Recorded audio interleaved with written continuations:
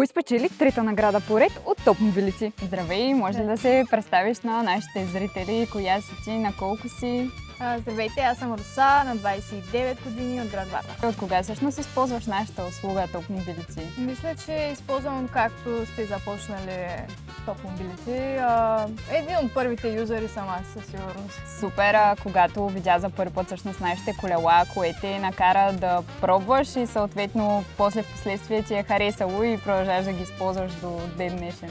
Мисля, че тези 5 минути безплатни дневно наистина така ме насърчиха да пробвам за първи път и почти всеки ден мога да кажа, че ги използвам тези 5 минути. Те със сигурност помогнаха за това да пробвам поне и след това да продължавам да използвам вашите колела. Че в днешно време с покачването на горивата и с трудното паркиране в центъра, това всъщност е един голям плюс и доста по джоба, отколкото ако имаш автомобил, който трябва да поддържаш.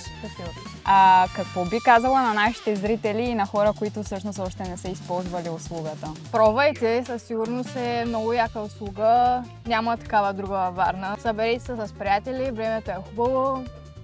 Пробвайте. Така като бонус ти предоставяме и 20 минути още безплатно каране да си караш през лятото. Чао и до нови срещи. Много ти благодаря за отделеното време. Чао!